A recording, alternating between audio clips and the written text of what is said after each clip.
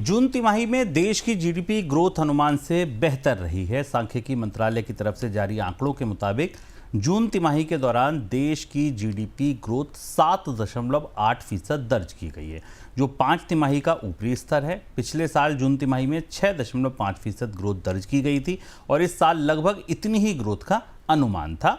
तमाम आंकड़े आप जितने आए पिछले समय में देखिए, तमाम विश्लेषकों को सुनिए, सारे लोगों को ये लगता था कि जीडीपी इससे कम या इसी के आसपास रहेगी, लेकिन ऐसा नहीं हुआ। जीडीपी 5 तिमाहियों के उच्चतम स्तर पर पहुंच गई। इस साल भी लगभग इतनी ही ग्रोथ का अनुमान था। इस साल जून तिमाही के दौरान सर्विस सेक्टर की ग्रोथ सबसे ज़्यादा रही, जिसके भरोसे ग्रोथ इतने ऊपर पहुंची है। सर, सबसे पहले सेक्टोरियल तस्वीर क्या है, कहाँ ज़्यादा ग्रोथ है और सर्विस सेक्टर की ग्रोथ कैसे समझी जाए? बेहद दिलचस्प और मैं कहूँगा कि हाल फिलहाल के वर्षों में सबसे सनसनीखेज जीडीपी के आंकड़े हैं, क्योंकि इनके भीतर जाकर आप समझ पाएंगे कि आप जो देख रहे हैं और जो आंकड़ों में दिख रहा है उनके बीच में फ़र्क क्या है। और बेहद दिलचस्प ढंग से ये आंकड़े आए हैं इस तिमाही के। अगर आप गौर से देखें, सेक्टर वाइज तस्वीर मिली जुली है। कृषि क्षेत्र में बेहतर बढ़ोतरी दिख रही है, खनन में माइनस की ग्रोथ है, जहां जॉब के हिसाब से खनन एक महत्वपूर्ण हिस्सा है, जहां से माइनस की ग्रोथ है। मैन्युफैक्चरिंग के हिसाब से देखें तो लगभग पिछले साल के बराबर की ग्रोथ है, यानी मैन्युफैक्चरिंग में कोई बड़ी ग्रोथ नहीं आई, कोई बड़ा स्पर्ट नहीं। 7.6% पिछले साल था इस तिमाही में और 7.7% हमें इस समय दिखाई दे रहा है। कंस्ट्रक्शन में हमें थोड़ी बेहतर ग्रोथ पिछले साल के हिसाब से दिखाई दे रही है, जो जहाँ से जीडीपी को सहारा मिला है।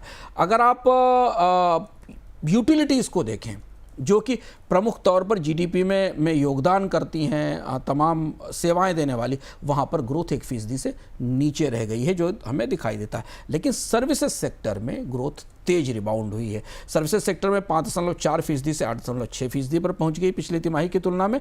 पब्लिक एडमिनिस्ट्रेशन, डिफेंस, ये वो महत्वपूर्ण है जिसने भारत के जीडीपी को बेहतर करने में, बनाने में बड़ी भूमिका निभाई है। तो अगर आप बाकी सारे अर्थव्यवस्था के क्षेत्रों को देखें तो उनका हालचाल कमोबेश पिछले साल जैसा ही है। केवल सर्विसेज में एक दो सेक्टर्स की बढ़ोतरी के कारण जीडीपी में हमें बेहतर तस्वीर होती दिखाई दे रही, जो सरप्राइजिंग भी है। बीएफएसआई, ट्रांसपोर्ट और डिफेंस, और भीतर जाकर अगर देखें, मैं आंकड़े भीतर से खोल के देख रहा हूँ, जहाँ सरकार की एक्टिविटीज़ दिखाई देती हैं वहाँ पे हमें बढ़ोतरी दिखती है और उसका फायदा उस वजह से जीडीपी में हमें ये रिकॉर्ड, इस क्वार्टर की रिकॉर्ड बढ़ोतरी दिखाई दी है। सर, कंपनियों के तिमाही नतीजे भी अभी है, उसकी रोशनी में अगर आप ये देखें तो आंकड़े कैसे नजर आ रहे हैं? यही सबसे बड़ी डिस्क्रिपेंसी, और इसीलिए हमें लगता है कि ग्रोथ थी तो दिखी क्यों नहीं हमें कहीं बाजार में, मांग में, कंपनियों में। अगर आप कंपनियों के आंकड़े करीब से देखें तो आपको दिखाई देगा इसी तिमाही में कंपनियों की सबसे खराब स्थिति थी।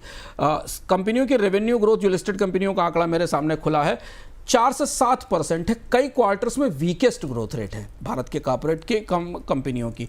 एक्सपोर्ट ओरिएंटेड सेक्टर्स को चाहे ले लें, आईटी कंज्यूमर्स की, और उनमें तो नेगेटिव ट्रेंड हमको दिखाई दिया। अगर आप प्रॉफिट की पिक्चर देखें तो जो एवरेज प्रॉफिट है वो इनपुट कॉस्ट गिरने के बाद भी, जैसे हमने आपको बताया कि कमोडिटी की प्राइसेस गिरी, इनपुट कॉस्ट गिरने के बाद भी जो प्रॉफिट की ग्रोथ रेट है वो लार्ज कंपनी की मॉडेस्ट 5 से 6%, 5.4% के आसपास रही है। तो मार्जिन्स पर दबाव सारे सेक्टर्स में दिखाई दिया। वॉल्यूम्स की ग्रोथ रेट में भी दबाव सब जगह दिखाई दिया। इस रोशनी में अगर आप इन आंकड़ों को देखें तो आपको लगेगा कि ये बढ़ोतरी कहीं दूसरी जगह से आई है। ये मांग बढ़ने के कारण, कंपनियों के मुनाफे बढ़ने के कारण तो नहीं आई, क्योंकि कंपनियों के ना तो मुनाफे बढ़े, ना उनकी डिमांड या उनकी सेल्स में बढ़ोतरी हुई। तो कुछ और ही हुआ है जीडीपी के भीतर, जिसके कारण हमें ये जीडीपी में रिकॉर्ड तेजी दिखाई दी है। बिल्कुल, ये देखना होगा, समझना होगा। हालांकि ये भी एक पक्ष है इसका कि बीएसई एनएसई में 5000 6000 कंपनियां लिस्टेड हैं और देश भर की तमाम एमएसएमई, तमाम और कंपनियां इसके बाहर हैं। तो क्या वाकई ये पूरी तस्वीर दिख रही है या इसके भीतर कुछ और भी है? सर, तीसरा सवाल ये है कि सरकार के खर्च में जबरदस्त बढ़ोतरी हुई। ये किन जगह आपको लगता है कि बढ़ता दिख रहा है, या किन जगह इसका असर दिखा जिसकी वजह से ये जीडीपी उछली? यही वो सबसे महत्वपूर्ण हिस्सा है जहाँ से आप एक कह सकते हैं जीडीपी बढ़ा या उसे पंप होता दिखाई दिया है। हमने इस तिमाही में, जिस तिमाही का आंकड़ा है उसमें अगर आप ध्यान से देखें तो सरकार के खर्च में रिकॉर्ड बढ़ोतरी 9.7% की बढ़ोतरी है नॉमिनल आधार पर, जहाँ पर महंगाई और जीडीपी के आंकड़े को मिला लिया जाता है। और अगर आप पिछले साल की तुलना में अगर आप रियल में देखें तो करीब 7% की बढ़ोतरी। हालांकि यहाँ एक चीज़ ध्यान रखना जरूरी है कि पिछले साल इस क्वार्टर में सरकार का खर्च नेगेटिव में था, तो इसलिए बेस इफेक्ट भी दिखा। इस पूरे आंकड़े पर बेस इफेक्ट है, कई जगह दिखाई दे रहा है, जो कि सामान्य बात। पर सरकार का खर्च इस तिमाही में रिकॉर्ड बढ़ा। कहाँ बढ़ा, उसमें भी सबसे महत्वपूर्ण हिस्सा है डिफेंस और वेजेस। अब हम यहाँ भी बड़ा सवाल, मतलब आंकड़ों के भीतर सवाल छिपे हुए हैं। वेजेस में इतनी बढ़ोतरी दिखती नहीं बाजार में, डिमांड में।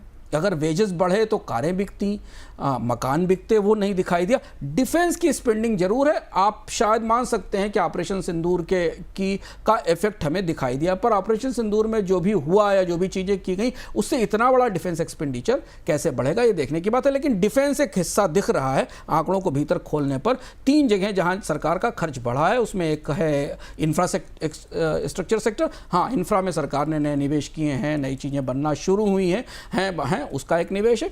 दूसरा वेजेस है और तीसरा डिफेंस है। और ये तीनों बहुत तरीके से परखे जा सकते हैं, अलग अलग तरीके से। तो ये वो हिस्सा था जिसने सरकार को तेज बढ़ोतरी दी। तो अगर आप डिमांड साइड से देखें तो सर्विसेज सेक्टर, और सर्विसेज में भी डिफेंस और इंफ्रा और बीएफएसआई सर्विसेज, और सप्लाई साइड से देखें तो सरकार के खर्च में बढ़ोतरी, वो भी खासतौर पर इन 3 वजहों से, जिस वजह से आपको जीडीपी में 7% से ऊपर की आर्थिक विकास दर दिखाई दे रही है। एक सवाल सर निजी खर्च को लेकर, यहाँ क्या स्थिति है? ये वही चिंता वाली बात है, क्योंकि प्राइवेट एक्सपेंडिचर में नहीं दिखता। अगर प्राइवेट फाइनल कंजम्पशन एक्सपेंडिचर की देखें तो पिछले साल 8.3% था, इस साल तो कम हो गया इस तिमाही में। तो वही मैं कह रहा हूँ, एड ऑन नहीं होता, मतलब आप नंबर एड अप नहीं हो पाते कि सरकार प्राइवेट कंजम्पशन एक्सपेंडिचर, हमारा आपका जो खर्च है खाने पीने सामानों पर, उसमें हमें कमी दिखाई देती है। अर्बन प्लेटो बराबर बना हुआ है, अर्बन नगरीय इलाकों में मांग कम होती दिखाई दे रही है। एग्रीकल्चर और रूरल इलाकों में मांग इस तिमाही में भी दिखी, वो हमें समझ में आया। तो जो निजी खपत खर्च है वो अगर नहीं बढ़ेगा तो शुभम सबसे बड़ी चुनौती है कि ये अगर मान लो कि हम माने भी कि 9% के आसपास का नॉमिनल ग्रोथ सरकार के खर्च में आया है, तो सस्टेन कैसे किया जाएगा आगे वाले महीनों में, ये सबसे बड़ा सवाल है।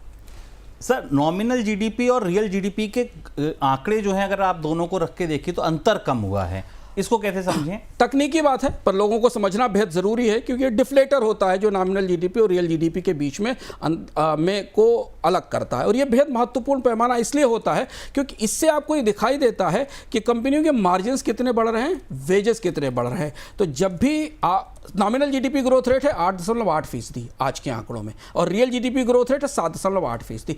दशकों में ऐसा होता है जब महंगाई सहित और महंगाई रहित विकास दर में इतना कम अंतर रह जाए। तो इससे क्या है कि इससे बहुत सारी चीज़ें छिप जाती हैं अंदर। ये मास्किंग के काम आता है। जब डिफ्लेटर्स कम होते हैं तो आपको पता चलना मुश्किल हो जाता है कि अर्निंग ग्रोथ कैसी हो रही है। इसलिए कंपनियों की अर्निंग ग्रोथ गिरी हुई दिखाई दे रही है आपको जो हमने पिछली तिमाही में देखी है। टैक्स का कलेक्शन आने वाले दिनों में और कम दिखाई देगा, क्योंकि टैक्स तो एड वैलोरम है, कीमत बढ़ने पर लगता है, और कीमत नहीं बढ़ रही, महंगाई में कमी है, तो सरकार के टैक्स के कलेक्शन में कमी होगी, प्रॉफिट की ग्रोथ कमी होगी। तो वो चीज़ हमें कंपनियों के नतीजों में, इस डिफ्लेटर का फ़र्क हमें कंपनियों के नतीजों में थोड़ा थोड़ा सा दिखाई दिया। ये नॉमिनल जीडीपी कम होने का मतलब है कि महंगाई नकारात्मक थी, WPI तो नेगेटिव है, CPI भी RBI की जो सीमा है उसके भीतर था। तो ये हमें आने वाले दिनों में कंपनियों के मार्जिन्स पर दबाव दिखाता है, जो शायद हमें अगली तिमाही में और ज़्यादा मुखर होकर दिखाई देगा।